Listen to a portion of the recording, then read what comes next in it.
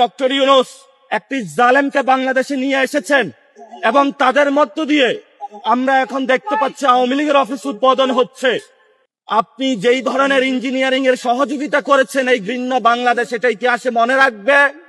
আমরা বলেছিলাম, আপনি যখন লন্ডনে গিয়েছিলেন তখন আমরা উচ্চারণ করেছিলাম লন্ডনে আপনি সিজদা দিয়েছেন, কিন্তু সেটার ফলস্বরূপ যেটা আমরা দেখলাম, বাংলাদেশের এই নির্বাচনে প্রশাসনকে কাজে লাগিয়ে যেই ধরনের ঘৃণ্য সংস্কৃতি আপনি জন্ম দিয়েছেন, বিভিন্ন জায়গায় আমাদের বোনেদের উপর আক্রমণ হচ্ছে, এটার জন্য আপনি ইতিহাসের কাছে দায়বদ্ধতা জায়গায় থাকবেন। আমরা কাউকে ক্ষমা করার পক্ষপাতী নই। আমরা দেখেছি এখানে ইনকিলাব মঞ্চে যখন হামলা হয়েছে কি ধরনের জুলুম নির্যাতন আপনি তাদেরকে চাপিয়েছেন।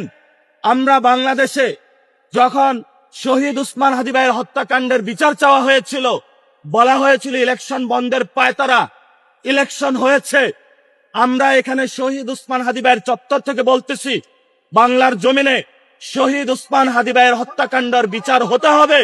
যদি ওই হত্যাকাণ্ডের বিচার হতো, আজকে আমার বোন গণধর্ষণের শিকার হতো না। বিএনপি নামক যে সন্ত্রাসী কার্যক্রম তারা শুরু করেছে দলটি, আজকে সন্ত্রাসী অ্যাক্টিভিটিজে তারা সাহস পেত না।